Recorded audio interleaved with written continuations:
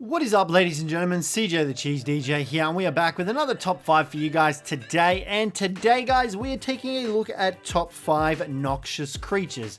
Now, guys, this is for the Primal Fear mod, and this Noxious Creatures mod is actually an expansion of the Primal Fear mod. And essentially what the Noxious Creatures are dinos that can actually knock out other creatures. However, these guys are a lot easier to tame in comparison to the standard Toxic Creatures, because the Toxic Creatures require Toxic Kibble, whereas the Noxious Creatures just require your base standard vanilla dino tames. So, for example, guys, what we'll do is we'll spawn in one of these big boys. You can see here, this is a Noxious Rex, level 150, and you can see we are actually able to tame him up with raw mutton. These guys also have the exact same stats as the standard vanilla dinos as well. So the only thing that's different with these guys is that their attacks apply torpor to the victim. So guys, today what we'll be doing is going over the top 5, well, in my opinion, top 5 noxious creatures that you guys can use to go out and knock out other tames, because these guys do have their uses, especially if you pump up their melee damage and their health so that they apply more torpor. But guys, without further ado, let's jump into the list. Now guys, coming in at number 5, we have the Noxious Argy. Now, the cool thing about the Noxious Creatures is that they actually use vanilla saddles as well. So if you've got a blueprint for a really strong saddle, you can chuck it on your Noxious Creatures and they'll take the reduced damage. Now, the reason why we've got the Argy up here and not something, you know, significantly stronger is that because the Argy has the ability to fly. As well as that, he also has the ability to grab certain creatures in his claws and carry them away. For example, this tech parasaur down here, ready, watch this, boom. Okay, that didn't want to work. Let's just knock him out. You can see there, the tech parasaur had 681 torpor, and just like that, we've managed to knock him out. If we want to go for something a little bit more intense, you can see we've got this stego here. He hits for about 1.2k torpor with a damage of 267. So, you know, that's nothing amazing. You can definitely get that higher. But the reason why the Argy is number 5 and not, say, I don't know, a Carno or an Aloe is because the Argy has the ability to fly. If you're, say, going up against something that's really strong, for example, a fabled creature, and, you know, you need to get away because it's killing you and you're not going to deal enough torpor. If you've got an Aloe or a Carno or something like that, you're going to be in for a world of hurt because that will kill you. You won't be able to get away from that guy unless, of course, you've got it in a trap or something like that. But with the Noxious Argy, you have that capability to take off and fly away, heal yourself, come back, and then try again.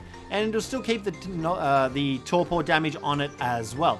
So the Noxious Argy is definitely worth taming. And like I said, these guys are all vanilla tames, so all you need to tame this guy up is a bit of mutton or some prime meat, and you are good to go. But this guy is really great for just knocking out a whole heap of things, and, you know, it's really good for that. So guys, let's move on to number 4. Now guys, coming in at number 4, we have the Noxious Griffin. Now, the Noxious Griffin is once again one of those tames. Because he has the ability to fly, it makes him significantly better because he's able to do those hit and run sort of tactics. As well as that, the Griffin has the ability to dive bomb. Now, if you guys are aware, when the Griffin does the dive bomb attack with the slash attack added onto it, you guys, this one here, that one there, that's the one we're talking about. That actually enables him to deal pretty much 4 times the amount of damage. So we've got this juicy Spino down here. What's its torpor at? 5.6. We're going to dive bomb him. And you can see just like that, we put the poor bastard to sleep. So it's incredible. Now, his standard attack only deals about 1.1 in torpor. But if you compare up his swiping dive claw attack, you guys know which one I'm talking about. That one there. You actually deal a lot more damage and a lot more torpor damage, as you saw to that poor Spino that just got one-shotted. He just got knocked out like that. So these guys are really useful for that, as well as that if you don't want to, you know, invest in such a big attack, you can do the big ground pound slam as well. That does deal torpor damage, but it does not deal as much damage as you would with the claw attack.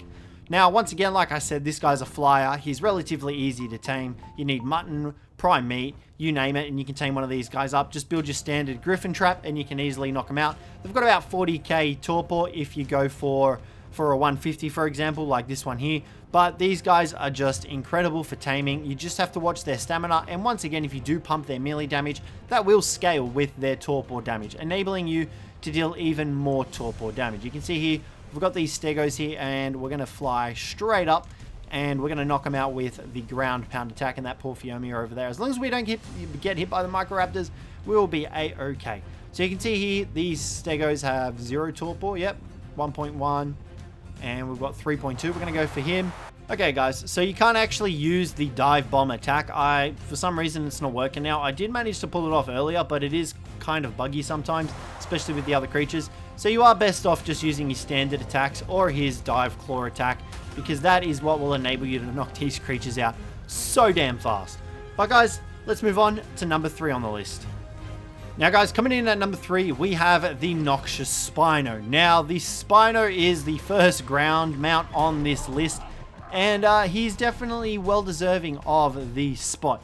This guy hits like a truck. You can see he 3k torpor, boom, hit him, hit him, hit him, and they are asleep. His attack speed is really good, and that makes him, in my opinion, one of the best Noxious creatures to have.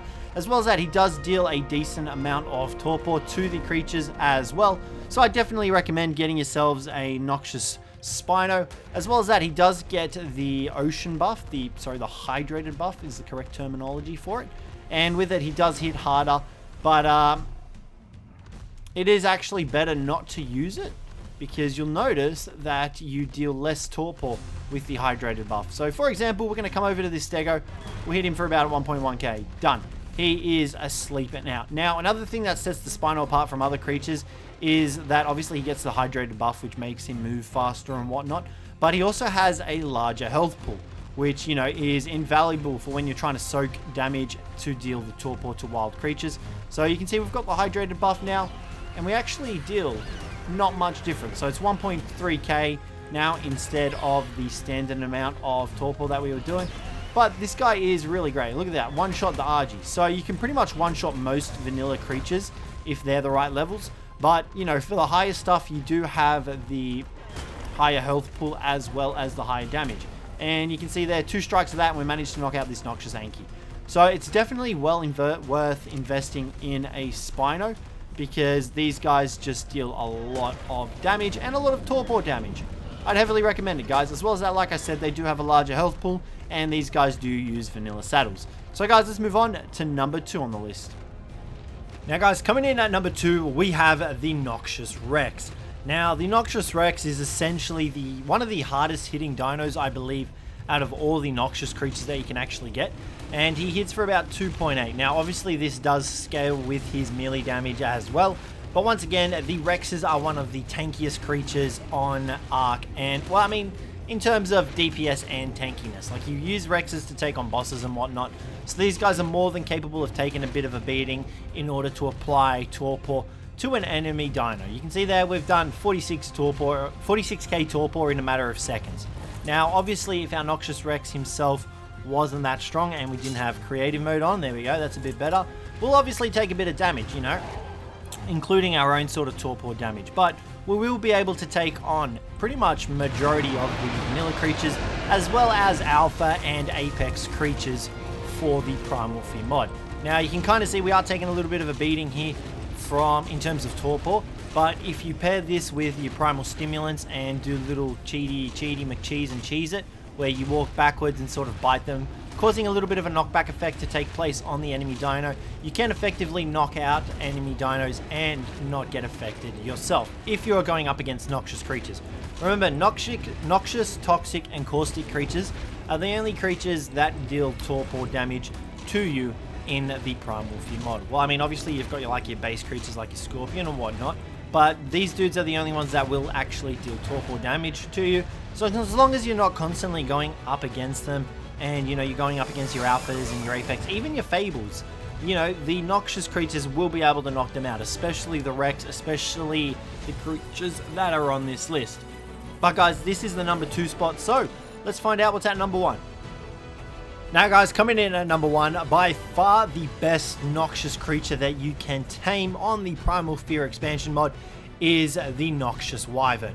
This guy is the king of knocking out creatures. Now, not only does he have the ability to fly, which we've berated on about enough in this episode, in this video, where, you know, flying enables you to get away from them if they're too strong, blah, blah, yada, yada. But the Wyvern's breath also hits significantly harder than anything else that has been on the list so far. You see in there that our bite attack hits for about 700 damage, but our breath attack is where it gets a bit crazy. 2,822 damage. Now that also translates into melee damage. So if we bump this bad boy right up here and we go spawning in a Rex, you can see this guy's got 46.2k torpor, and with one hit we get that up to 20k. Well, look at that, 20k a hit. That is absolutely nuts. Now, for testing purposes, what we'll do is we'll spawn in a fabled creature that has upwards of about 100k torpor, and we'll see how the Wyvern compares. Now, the only downside to this is that this guy does not have a saddle. However, if you pump their health and their melee damage and their stamina, you are going to have yourself one crazy machine that will be able to knock out most of the creatures in the primal fleet. Aside from like bosses and possibly reapers because of their reduced damage, you won't be able to knock them out with a Noxious creature or the Noxious Wyvern, but I guarantee you even fabled creatures you will be able to knock out. Alrighty guys, now for example, we've got this big boy right here, fabled Bracky, level 150, 357k torpor.